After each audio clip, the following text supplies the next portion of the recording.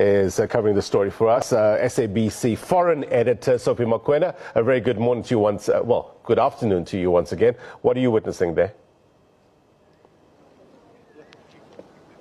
Yes, indeed, the military is on standby, the red carpet is ready. We are now waiting for President Ramaphosa to come and wait for Prime Minister Abiy Ahmed, who will be arriving soon, as it was indicated earlier on that the ceremonies are likely to start at 12, but we are still waiting. You know that the president was in Kimberley, and I think the little delay there, but soon we'll see the president on the steps of the Union Buildings, his office, the West Wing, and also we'll see the car pulling through here at the Union Buildings, Prime Minister Abiy Ahmed, who will come and meet with his counterpart. And I indicated earlier on that I expect a private meeting first, where burning issues are likely to be discussed, and of course a broader meeting with all the people who will be participating, ministers from both sides and technocrats, where they'll be ironing out in terms of the agreements and what needs to be done economically and politically to strengthen the relations between the two countries. But the president will be waiting. He is going to come out soon, and then we'll see the cars coming, and he will receive his counterpart. It is an official visit, Sophie. What sort of pomp and ceremony is attached to it?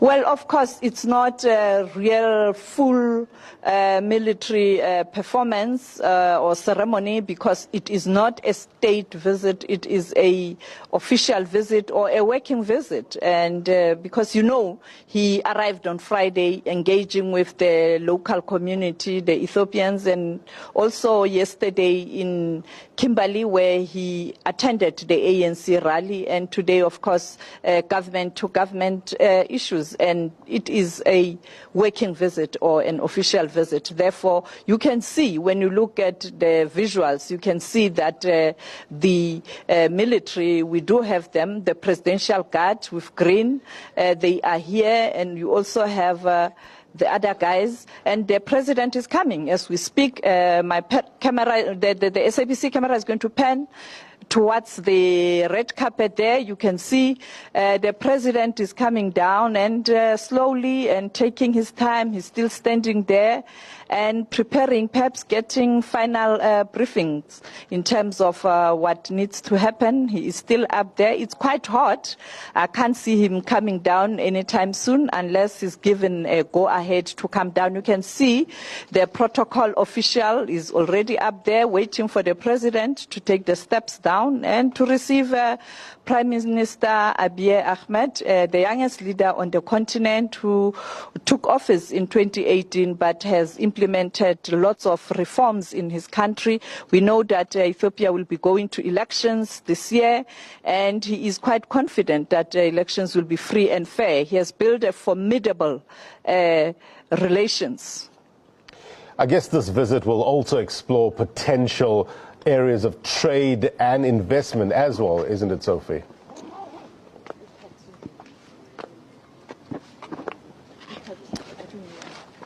All right, so we are still awaiting the arrival of Prime Minister of Ethiopia, Abiy Ahmed.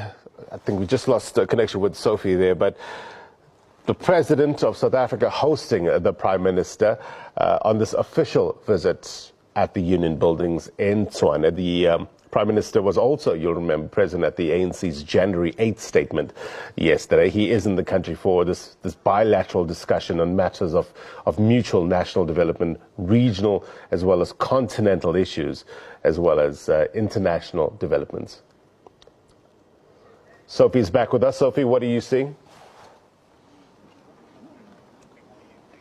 Well, as I indicated, you can see in the visuals there, the president is ready to receive Prime Minister Abiy Ahmed. And as I indicated earlier on, this is the leader, the youngest leader on the continent who has implemented lots of reforms in his country. He received the Nobel Peace Prize last year. And of course, the President of the mighty United States of America very aggrieved this week when he was on campaign trail, saying that he contributed towards Prime Minister Abiy receiving that Nobel Peace Prize. But others say no. His hard work in ensuring that Ethiopia is at peace with her neighbor, particularly Eritrea, it is the work of Prime Minister Abiy and also the United Arab Emirates who supported him, and also the African leaders. But also not doing that, he also ensured that there's peace in Sudan, or relative peace in Sudan.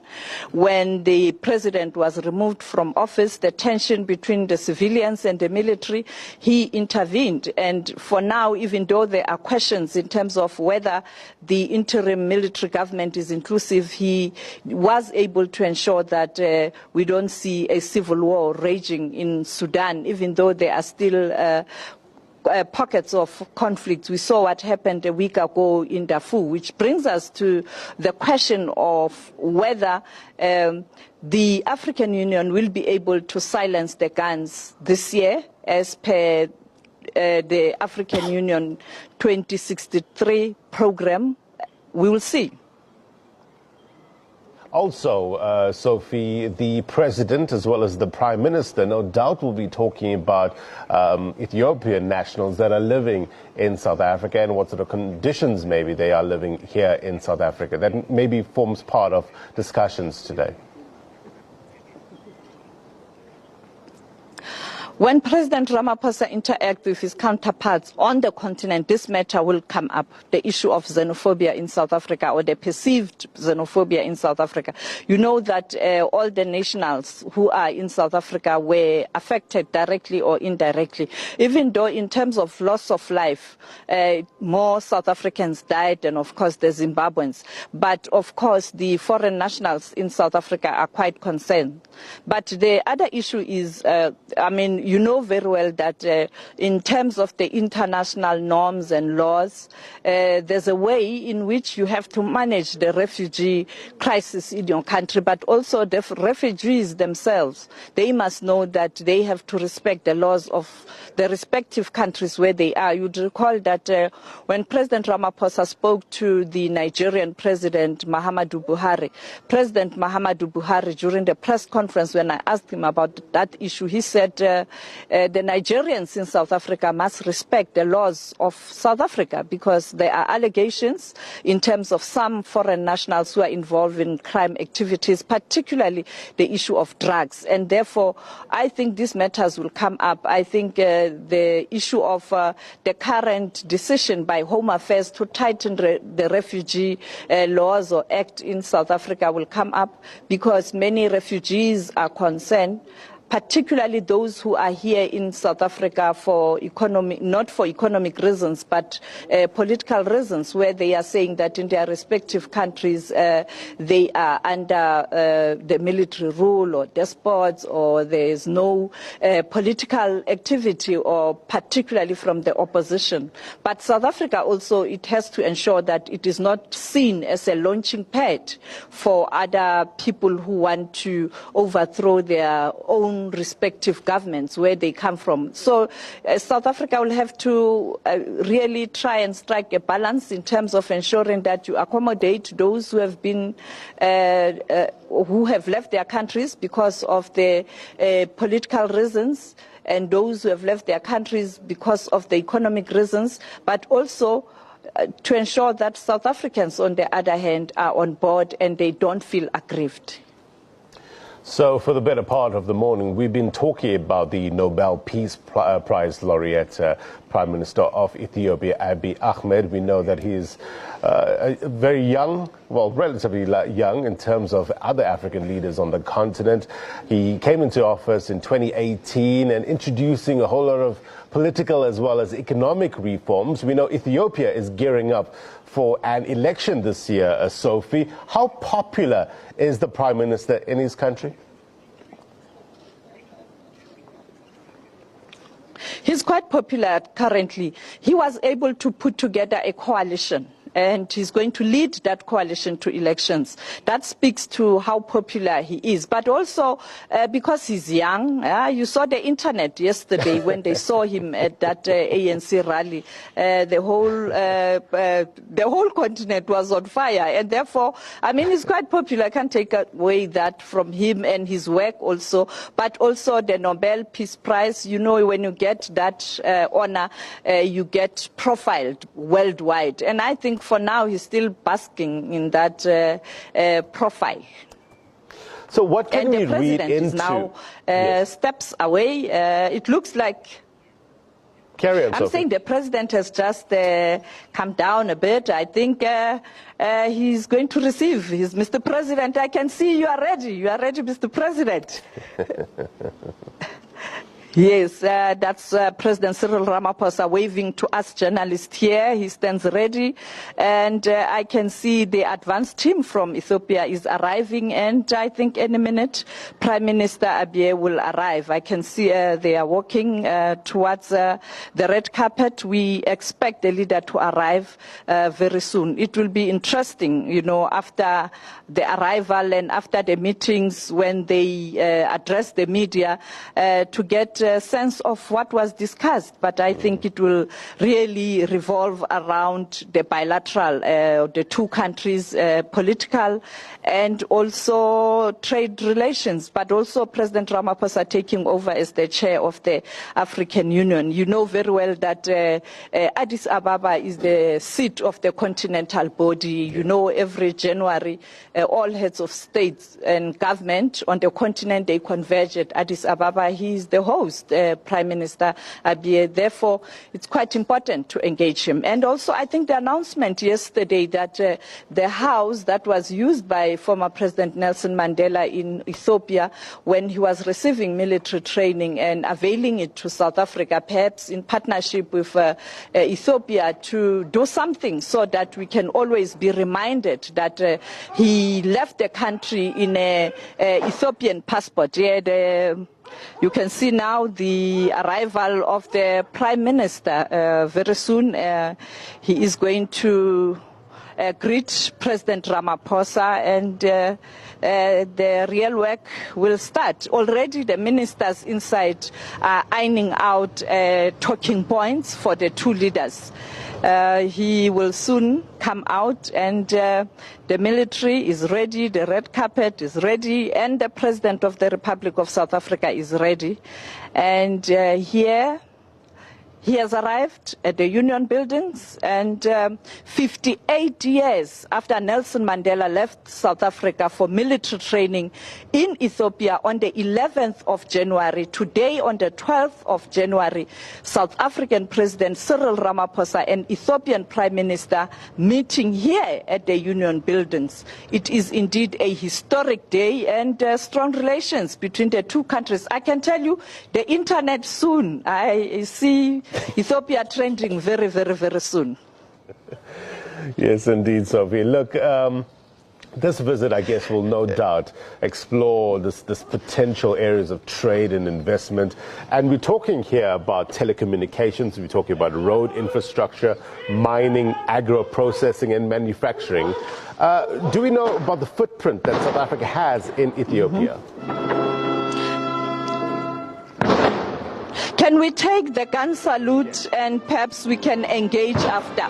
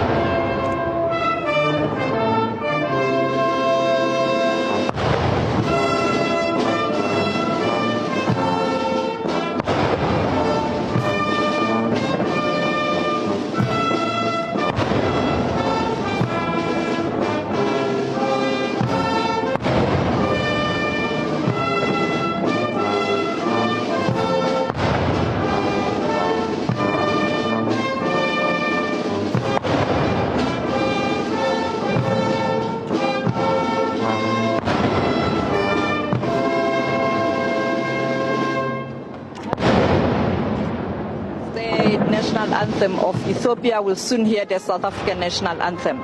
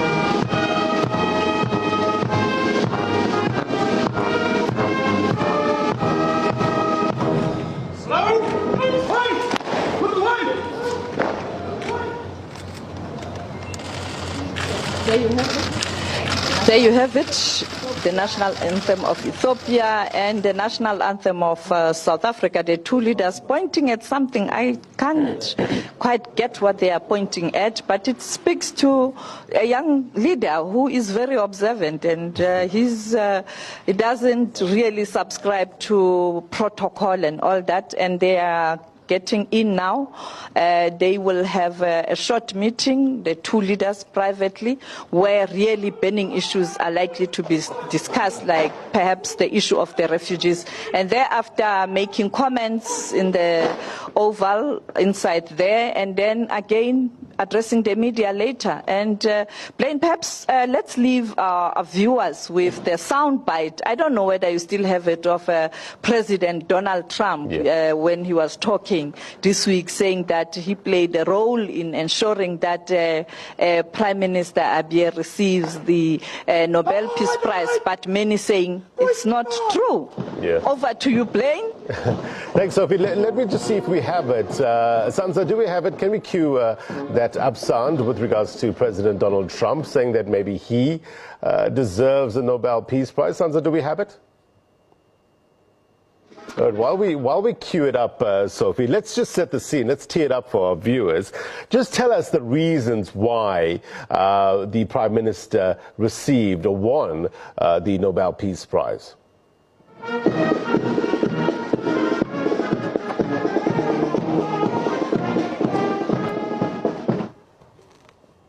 It seems that we lost communication there with Sophie Mokwena. But yes, indeed, Prime Minister Abiy Ahmed, the recipient, laureate of the Nobel Peace Prize. And he's here in the country to explore potential areas of trade and investment. I guess that will benefit both countries. And here we're talking about the telecommunications, we're talking about road infrastructure, mining, agro-processing, as well as manufacturing. And this visit also forms part of the preparations for South Africa's assumption of a year-long term as the chair of the African Union. And this is happening at the 32nd ordinary session of the Assembly of the Heads of State and Government in Addis Ababa, and it's happening next month. And as Sophie was talking about, it's a very important theme that will be coursing through this ordinary session, 32nd ordinary session, and that is silencing the guns and creating conducive conditions for Africa's development. So in this context, the official visit will be providing an opportunity for the two leaders to discuss issues of mutual concern and interests of peace, security, and development. Sophie Mokwena, you back with us?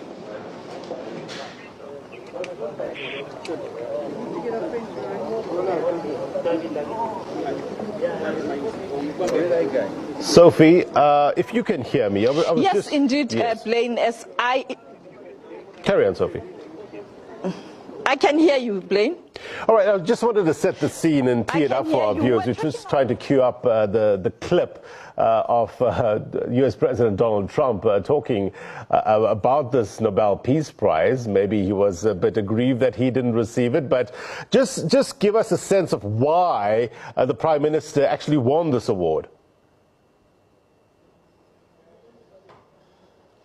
Well, he was given the honor because he played a prominent role in trying to unite his people, first. Secondly, the role he played in ensuring that Eritrea and Ethiopia are both at peace. But he went further to ensure that he does participate in the IGAD region, as Ethiopia is part of the IGAD region, but also the Horn of Africa, on ensuring that Sudan, when al-Bashir was removed from power, there is negotiations to ensure that the country doesn't descend into civil war, even though there were many lives lost, and also currently there's still pockets of conflicts, and therefore that's the reason. And now Donald Trump is saying America did contribute towards ensuring that Eritrea and Ethiopia is at peace with the two countries are at peace, and also the synergy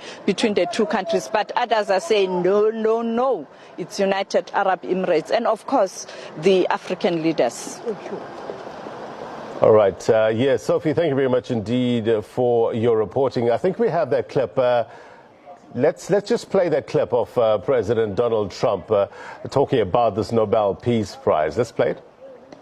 Stand by, Sophie. I mean, I'm going to tell you about the Nobel Peace Prize. I'll tell you about that.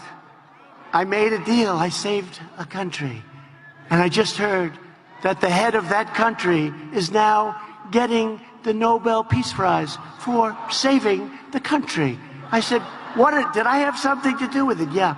But that's the way it is. As long as we know, that's all that matters. But that's the U.S. President Donald Trump there talking about this Nobel Peace Prize. Seemingly, maybe he felt that he deserved it more. What do you think, South Africa? At the agenda _SABC. Send us your thoughts. We'll come back to Sophie in a short while.